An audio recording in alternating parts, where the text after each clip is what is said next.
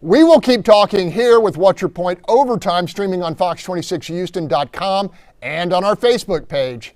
From all of us here, have a safe and healthy week. Uvalde strong.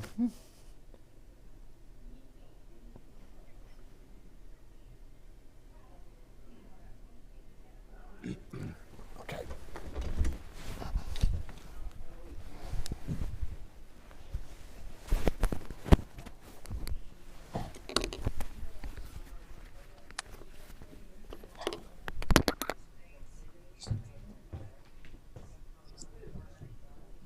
Okay, now you all didn't say, and we should have said it. In 2018, Beto went viral with one video. Do y'all remember what video it was? I thought it was the one where he stood The on the debate? stage and talked about taking the guns away. Yeah. No? Not at all. Yeah, you wrong. Y'all don't remember the video that got him millions? Right. CBS this morning got him viral. Right. Was when he Push your stood up mic. there and supported the NFL players for taking a knee. When he got up there and said that they were right, and I mean, he got talked about, that viral went, he had over 20 million views on that viral where he was at that thing and stood up and said that they were right. When the people heckling him, he kept on saying they were right. That was their right. That's the viral video of him. So the question is, does this, coolness factor, we've seen, Mr. O'Rourke, great escape word and all that stuff, does it override people's concerns about the border, crime, inflation? I don't think so. Yeah, it probably draws a few voters who are a little more into the celebrity. Well, Holly, we got to look at it both ways because people died in the freeze and then were charged, were taxed as a result of it, and nobody assigned the blame to Abbott, and they were ready to vote for him right after that again. So it's so unfortunate how callous we are when it's our guy that we don't want to. I can't go against him. I gotta stick with him, even though it's not at the benefit of the society at large. Hey, everybody. Hey, I want to tell you, our staff members here, directors and folks who are watching it, that was a rock and roll show. That was really good. So I want to pass on that compliment to you. I got the text to prove it. I swear, they've been blowing up my phone. I'm like, fool, I'm still on the show. Well, look, I normally drink a cup of coffee. And I have a sip of espresso on the side. Today I did a kamikaze and I put my espresso in my coffee. So if it may have elevated the energy, it may. Hey Marcus, what I felt like we may have shortchanged you on a couple of issues. Anybody? No. And Greg, just to be clear, me being facetious was just about I was just being facetious. I was just when that guy was spewing that stuff about more police means less crime. Get out of here, man. Go ahead. There's statistics that show that police presence on the street reduces crime. Just like when you're driving and there's statistics and you see a that police show car on the freeway, you slow down. Gary, Since we have such low coverage, we don't have that impact anymore. Okay, so I can concede that there are statistics that show that. Is it possible for you to concede that there are statistics that shows adding more police does not reduce crime? There are stats that show that. I'll be happy to look at them if you want to send Hold them to on, me. everybody, be kind to your fellow panelists. One at a time. Go ahead, Chow. But there are statistics that point to, listen, people say bulk up police presence because police are going to, we're going to perpetuate that same issue that we've had during this whole racial reckoning we've had over the last few years. Let's bulk up police. You know what works? Supporting community-based organizations. That's where the healing starts, the relational piece starts, and we don't talk enough about it. We talk about law enforcement. Why don't we do both? Why don't we do both? Okay. And then you bring like you take the Justice Department and their budgets and the budgets of nonprofits, Hawk. It pales in comparison. But the people who are boots to the ground, and tomorrow that you're a community leader, those are the ones who are going to help our communities. And I'm gonna tell you, I'm glad you brought that up, Chow. I've been in super neighborhood Hampton since it was formed. Okay, the city made a point of making sure when it was started, we get zero budget. When we go down to speak, we have to pay for parking. We have to pay for everything. The super neighborhood has the reason the DOJ charged the city is because of the help of two super neighborhood presidents teaming up. Amy Dean, who is a lawyer with legal aid, who got with Huey Jermaine Wilson to bring this to the forefront. No money. I mean, we don't have money to hire lawyers. The Riverside Civic Association was able to beat the city and trying to make that a historic district, which would have been an incredible burden in that neighborhood, by forming an alliance with me. And we have volunteer legal. We don't get any help from anybody. We are in a battle right now. A developer took a lot in the most beautiful part, in my opinion, a third ward, which I don't live in that part. That's the other side of McGregor, closer to McGregor Park. Took one lot and is trying to put 17 townhomes on there and said he didn't have to notify the neighbors because the lot was big enough. How the heck, what is the relevance of that the lot was big enough? And we're fighting that battle now. Yes, you do need to I believe, a police presence. That's why in Chicago, they started telling police you got subsidized housing if you would move in certain neighborhoods, because that police car does matter. Anybody said their ass don't slow down on the freeway when they see a state trooper, they're lying. You try to slow down, you never take a risk of a real whiplash trying to slow down when you see that vehicle. So their presence matters. Go ahead. What it means is, if you increase the law enforcement and you keep them all in the station, it don't matter. If you're not bringing them out on the streets where people can see and they have an impact, and I don't care what anybody says, you're not gonna tell me community policing didn't cut crime, because it did. I knew the officers who were regularly on my beat back then. I knew them well. They would come to the school, they would pop in, have lunch with the kids. I mean, I know this works. I don't know where we got from it. I don't know how we get back to it, but we've got to do something, and it takes a combined effort. What Cal does with her group and the community group, it's got to be everybody working together, because I'm black, I can't work with Hispanics. Oh, I'm Asian, I can't work with white. That crap ain't working. It ain't working. Hey, I want to make a point here, and I want some honesty, because I've been friends with Marcus and Gary and Tamaro and Chow and Holly, so I have a kind of an idea.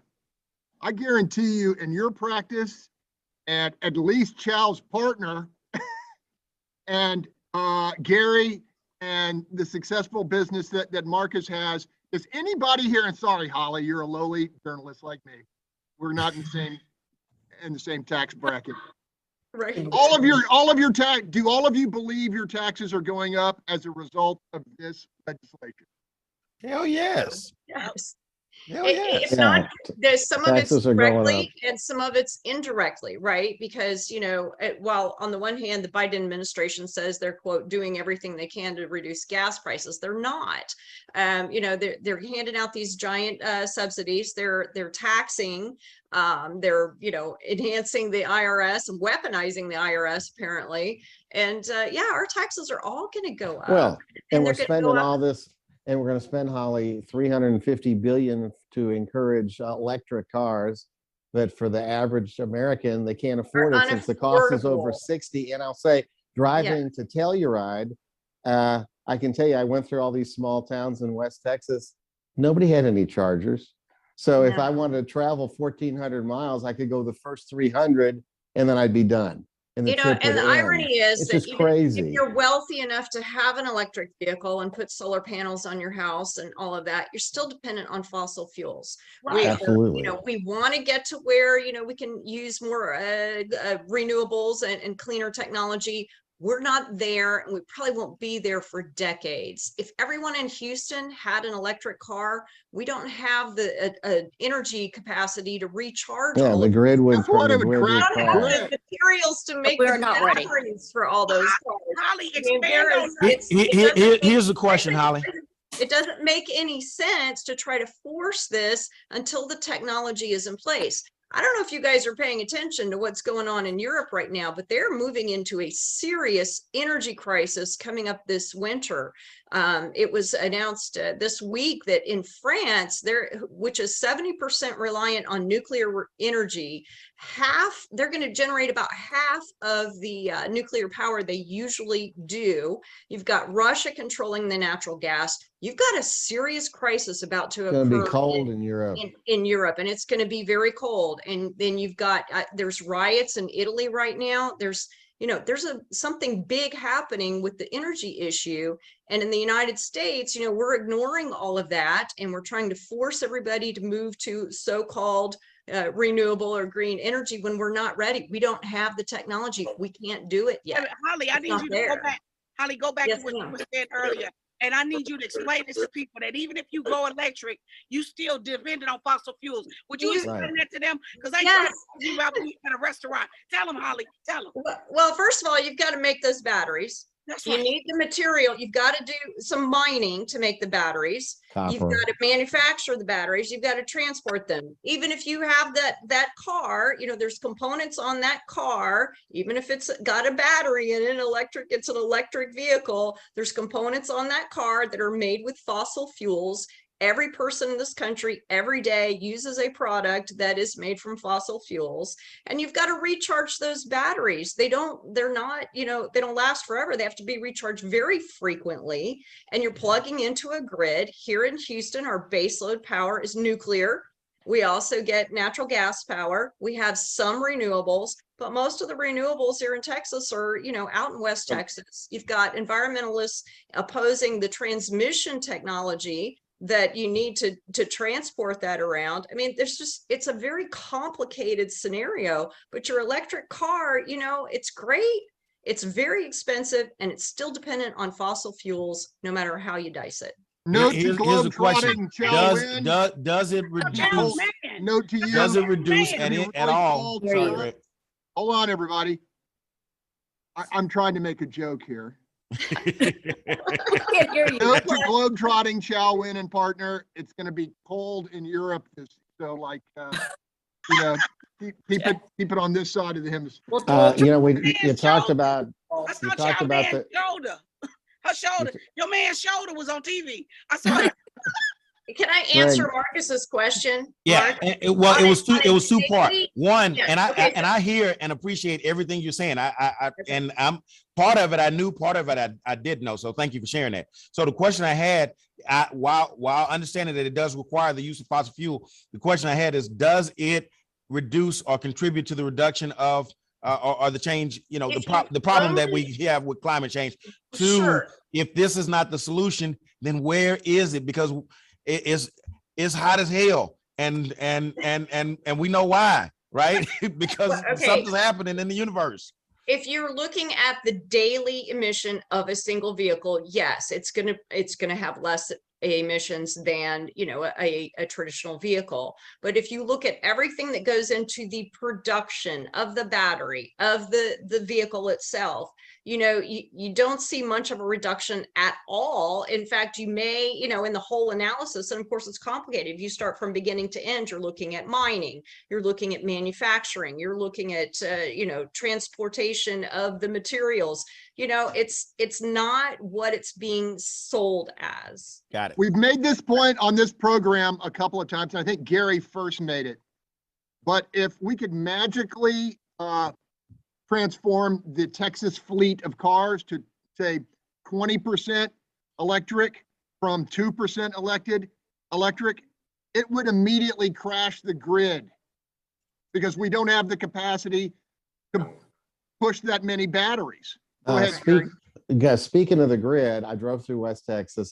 I drove through the wind farms, and one of the things I discovered is that some of the windmills were going and some weren't, even though there was a wind. And I inquired and I researched, and I found out the reason some of the windmills, which by the way use fossil fuels to be created, weren't operating because the transmission lines do not exist to take the demand and the energy that's being produced, and we don't have a storage capacity at this point. So they shut down some of the windmills because the wind doesn't get to Houston because the transmission lines are not in there. And as Holly said, some of the environmentalists oppose building the transmission lines from West Texas to, say, Houston, and because we can't actually build more windmills. Mining the materials. Exactly. So it's what crazy. do we do about this hot ass weather? I hear you, and I'm gonna say, come on, vote Marcus. ballot. It's been hot here What is forever. the answer? Because it's getting It's hotter, hot. it's getting colder, it's getting wetter. Both. Everything. Hey, I want to go to a hot topic. Okay, number one, speculation on this program and elsewhere. How many of you think that this new grand jury that is considering the Elevate Strategies case releases or issues an indictment before the election? And I'm thinking more before Labor Day. And then, okay, go ahead tomorrow. No, I'm saying my vote. I think so. I was waiting for you to say raise your hand. My hand already up. I think they will. I absolutely believe that they will. Well, look, if you all can see some of the text messages, and I'm not kidding, you know, these millennials swear they're so astute and they're so intelligent and they're so damn smart. You can't tell them nothing because they know everything. Why the hell would you text something that's stupid? Okay, some of the things they text are so incriminating, and they know once it goes on this little device, they work hard enough, they're gonna find it. Okay. Now using Google to send emails is not blocking it. Okay. It's not like Google is a private company.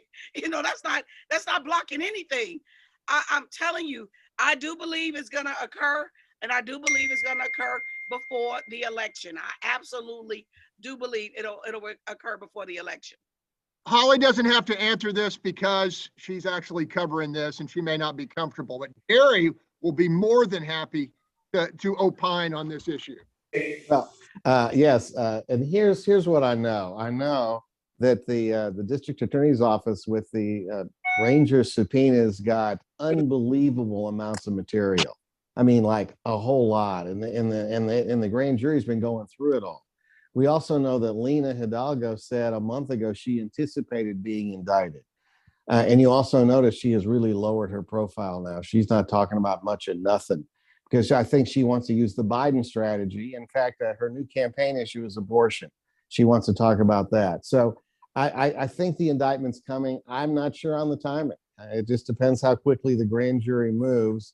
But there is nefarious conduct here. No question about it. Hell, I think they ought to be looking into the $17 million hospital at Reliant that had no patients. There's so much graft and corruption going on in this administration. And by the way, Chad, with all due respect, I don't believe she's a bright lady. Miss Hidalgo is a perpetual student whose first real job was county judge. You think about that. Was she qualified for this? Was she the best qualified Democrat in Harris County to run for this job? No way. And she ran. Remember why she ran? Starbucks is a real company. Okay. All right. Sorry. She worked at Starbucks. I apologize. However, she ran for county judge because when she showed up at the Democratic Party headquarters, she wanted to run for state rep, but there wasn't a position to run. So some of the people there said, well, nobody's running for county judge. Why don't you run for that? That's how it happened. She's an accident.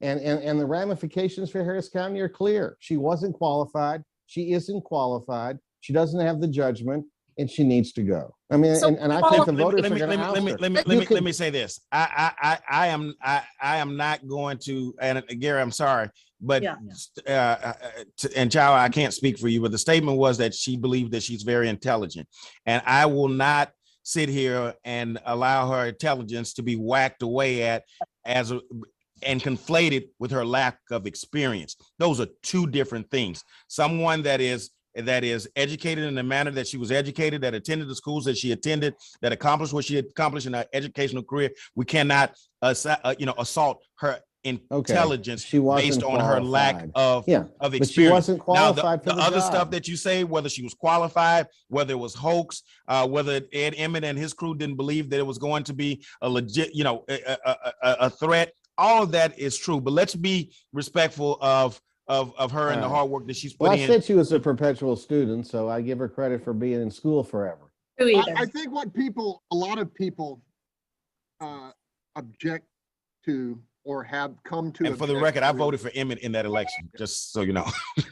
They've come to object to what was clearly zealotry and ideology that in Harris County in the 21st century was not mainstream, and an insistence that that ideology, because of her position of power and the majority they enjoyed on Commissioner's Court, have been able to force down the throats of a lot of people who are not on board. Everything from, this de facto felony bond reform that they imposed through the district court judges, and the creation of multiple layers, the centralizing, I think Marcus calls it voter suppression by the creation of the election administrator.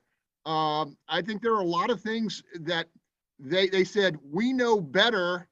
This is best practice elsewhere. And whether you like it or not, this is the way we're going to do it. Is that Right. true, Holly? I would have to agree with that. I think one thing that you look at, and I would agree with Marcus. I think Lena Hidalgo is an intelligent person and experienced, and obviously, some questions about her judgment and some of the messages that are in those search warrant affidavits.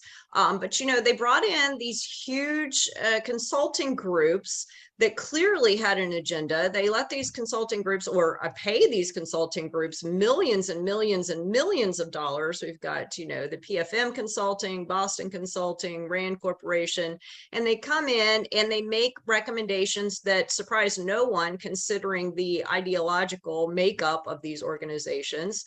Some of that has gotten pushed back. I think, I want to refer earlier when we're talking about the issue of police in the communities, when they came in and PFM Consulting said, we need to get rid of constables. Let's just abolish the constable program. Wow, that got a bipartisan pushback because people like seeing those constables in their communities. They do feel safer. It is a deterrent, or they wouldn't want that. And so, yes, but I also agree with Marcus in that, police, and I think for everybody, we have to be really careful at assuming police are all one thing or another. Police, community policing presence out there could be great. I love what Constable Herman is doing with putting more officers there in schools and daycare centers and elementary schools, to try to protect them and serve as a deterrent there. But you have to question some of these new programs that the county is pushing. And one other issue I want to jump back to that we mentioned earlier, and Marcus, you brought this up, there is a correlation with an improved neighborhood and it becoming safer, but correlation is not causation, right? So what are the factors that went into improving this neighborhood? You really have to have neighborhood buy-in. You can't just go in and build a sidewalk and clean up the trash in a lot. There's got to be more to it there. So it is a multi-pronged approach that increases public safety and that sense in that community. And I think I'm so glad you said that, Holly. That is so refreshing. Correlation is not causation. And you can apply that on the other side, because just because you have more police and crime is reduced does not mean that the adding of those police. You can't have another Officer Goins out there. You've got to have, exactly. Not just Goins, not just Goins. And that's the thing that we have to be mindful of, right? Especially when we talk about police. It was not just Officer Goins. It was right. Officer Goins and all of his crew. It wasn't just Goins and his crew, but it was even his supervisors that there were layers of corruption in the Houston Police Department. So when you start talking about adding more police without talking about the eradication of corruption within these departments, you gotta promote. Where am I defunding FBI people? Come on now. I need y'all to jump in on this. Wait a minute, I want to tell you about Greg. Hold on, I got something to tell you about Greg. Greg, our dearest host, Greg, has agreed to host the Wednesday, September 21st at 6:30 p.m. Precinct 4 Candidate Forum. It's at West Houston Institute at 2811 Hayes Road, Houston, Texas 77082. Now, of course, we're going to announce this again, but this is the first one that we have been, they've agreed to. This is the Precinct 4 Candidate Forum between Cagle and Briones, and it's on Wednesday, September 21st. Now, let me say this and quantify this before I say it. Judge Hidalgo's office has agreed to a forum with Alexander Miller for Super Neighborhood Alliance. We have not confirmed a date, but so far they have agreed to a forum. So I'll make sure I put that out there. for sometime in October. It is August, and I'm telling y'all this. So let's see how that turns out. But they have agreed to up for them. Chow, I want to ask this question of you because you're kind of in a unique position to answer it. Because you talk to all of your colleagues who are kind of in clinical practice, and you've all kind of, these people have come to you with, they're hurting a lot of times. Give me a sense of coming out of the pandemic and the trauma that we've had, the crime wave. Where is our community psychologically? I mean, have you, as you know, before and after, so to speak? Is there anything, any takeaways that you guys collectively have found as you deal with clients? Well, it's peri-traumatic stress and growth, hopefully. I mean, we're still dealing with it. We're looking at crime statistics way up, people not feeling safe, road rage. These are all the manifestations of trauma, right? Collective trauma that we're all dealing with, individual and collective trauma. And, you know, right now there's a dearth of mental health professionals. You can't hire a counselor anywhere. I mean, they're just so desperate to hire. We're desperate to hire at Hawk. They're desperate to hire. I mean, that's why I've kind of moved positions, right? Like trauma is a real thing and people need to heal. And it's just, you know, we talk about the politics and that it requires funding and things like that. But that's why I always push to community-based organizations. Government is not going to fix all of the problems. We need mental health professionals. And right now we're in a crisis where there are not enough people to help people who are hurting and needing real healing. Talking about a crisis, is there any truth to the rumors that multiple folks down at City Hall, department head level, are lawyering up with some pretty high-priced legal talent around City of Houston? Anybody have any intel on that tomorrow? Yes, that is true. And some of them hired early on when the FBI visited several directors, 5 to be exact, at around 8 a.m. on a Saturday morning simultaneously, and went to their homes and asked them questions. And that's been over a year ago. And so some of them got lawyers back then and have kept them on staff because they are concerned. This all happened post Tom McCaslin's leaving.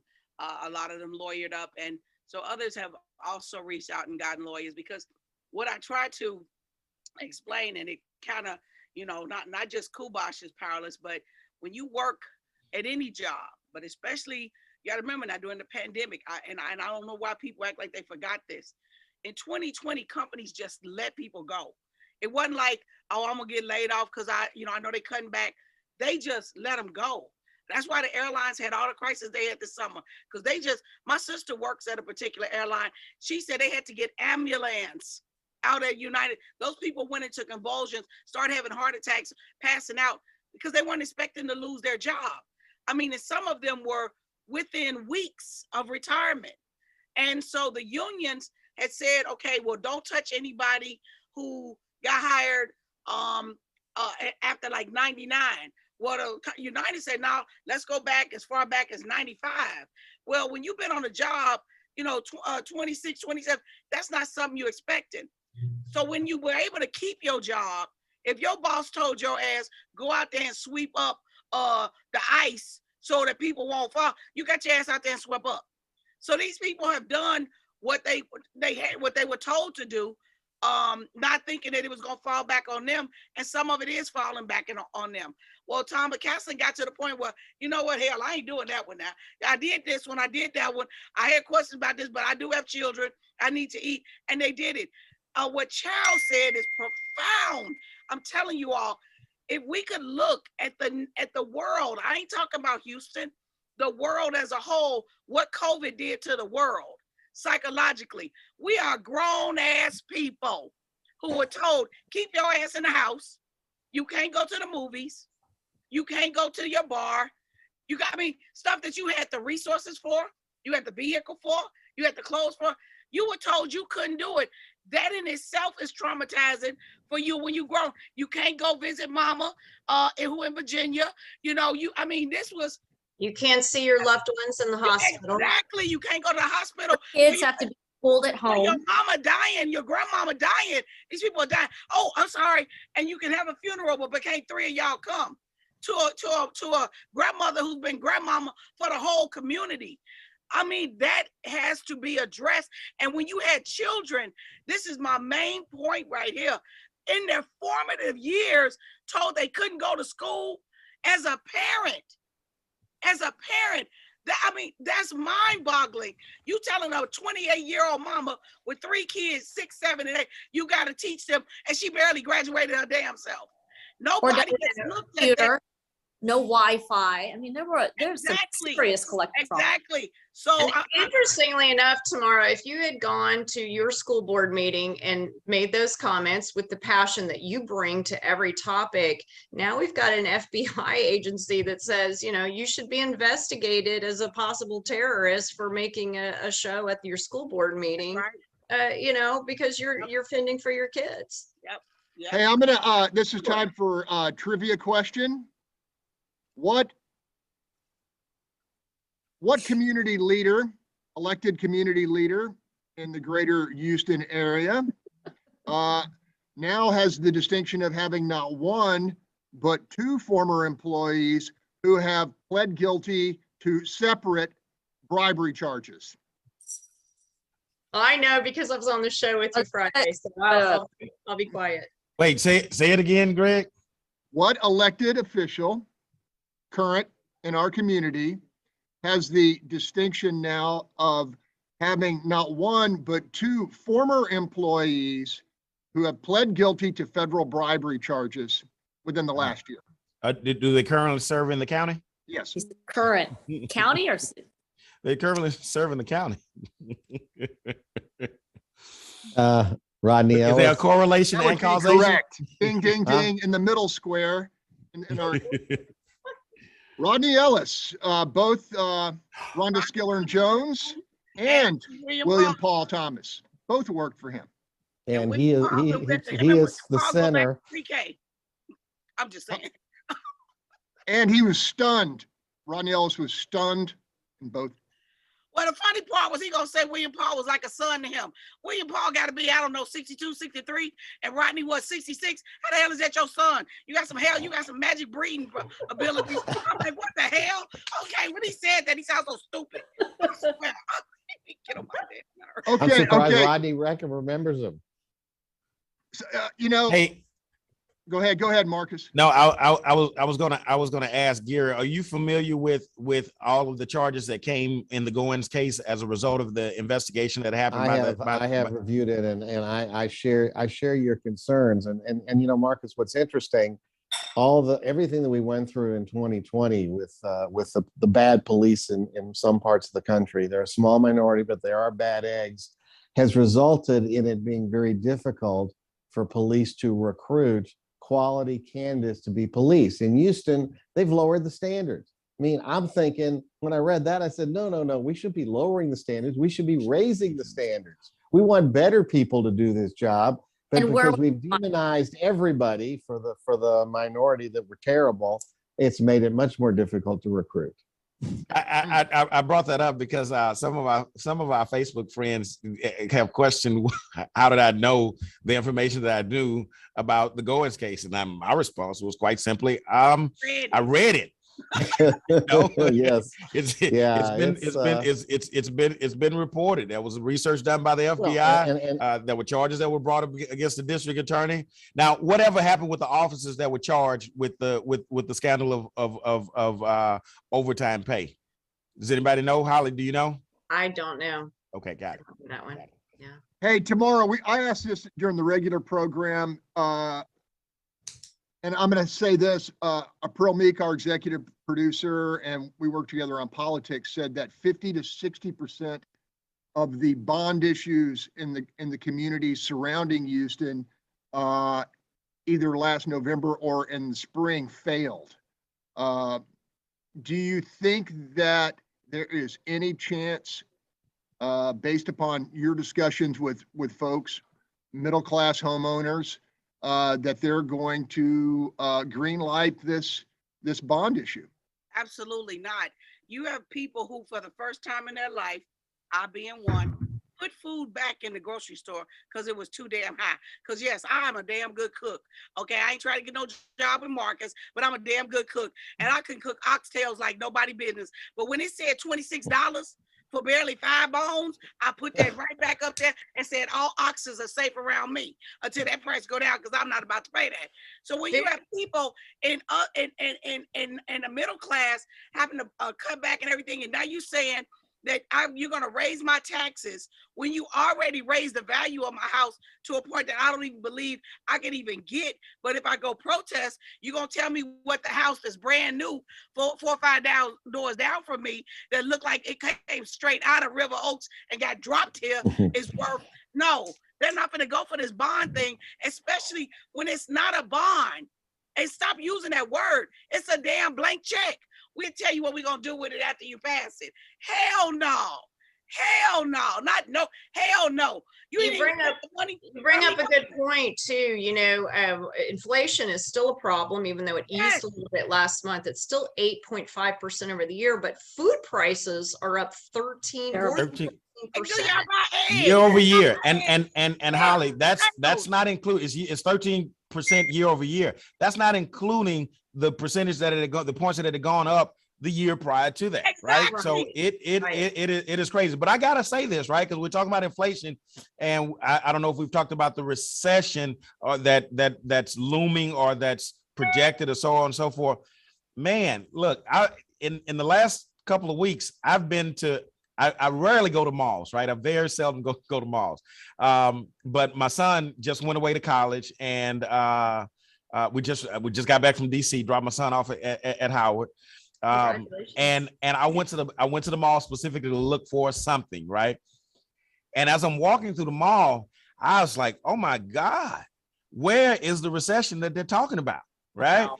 I went by the car dealership, right, for a particular reason, right? I ran out of gas and I wanted to pull a Tomorrow Bell. So I but no, literally, I was driving. I didn't run out of gas. I drive my big truck, and you bought a new car. It'll stop on me if the right. But anyway, so I got out and I was like, it happened to stop on me right in front of the Mercedes dealership. I was like, I'm gonna pull a Tomorrow Bell. I'm going inside. My truck is on the street stalled. I'm gonna walk out with a new Benz. Yeah, I walked out saying, hey, can y'all help me get my truck started? But nonetheless, while I was in there, this is a true story. While I was in there, I looked around at every seat of the salesman's office, and I said, where on earth is this recession that we're talking about? No. So and I'm not saying it's not happening. I'm saying it is happening. I'm just confused as hell right now of this talk about where we are in our economy and the physical signs that I'm seeing.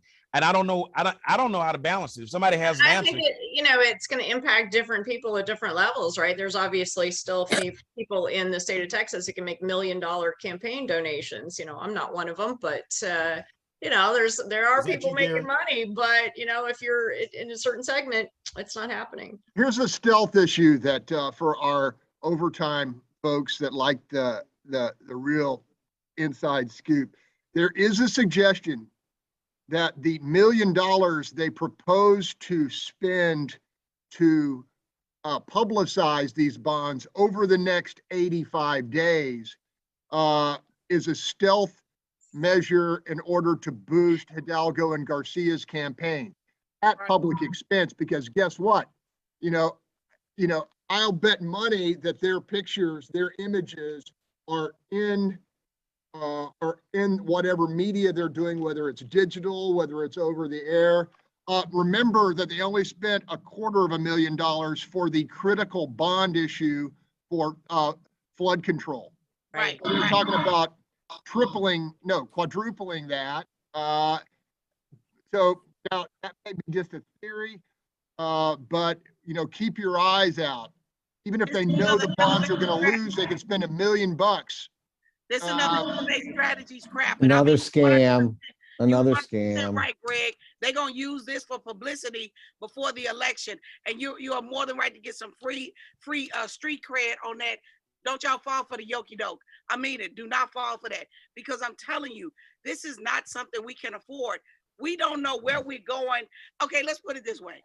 I never even heard the damn word monkeypox until a few months ago. I didn't even know that was something real. It might have been on Road Runner, Bug Bunny, or something I watched. I don't know, but I never heard that word. And that is a real thing. We don't know where we going. COVID comes up with a new strand. Every other shit, bowl of Cheerios is something else you got to watch out for. So to add this on top of all of that with the expense, it's not worth it. Don't fall for it. Now is not the time. Look at your HLMP or Reliant bill that you HLMP. $619 from $279 in 1 month. And I'm not lying to y'all. I am unplugging unused TVs, unused lamps, unused printers. I never did that before. And it has made a difference.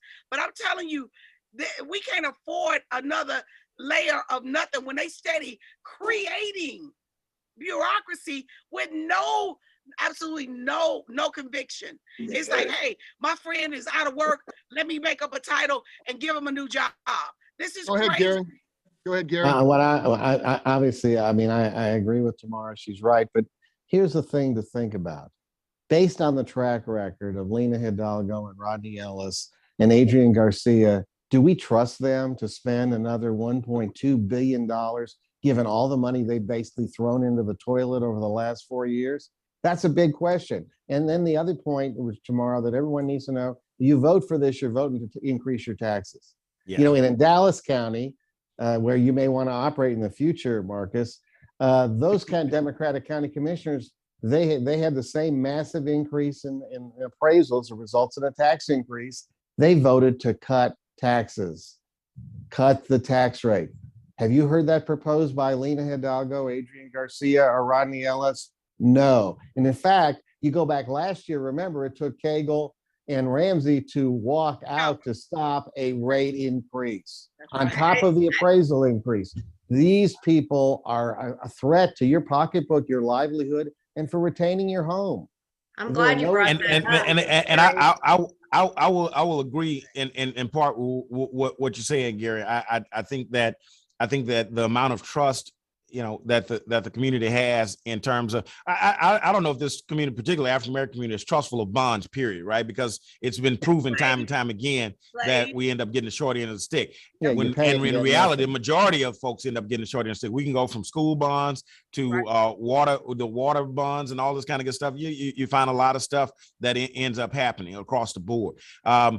Greg, I wanted to get the findings on that survey. But look, I got to say this, right? And I am not dismissing what's happening, right?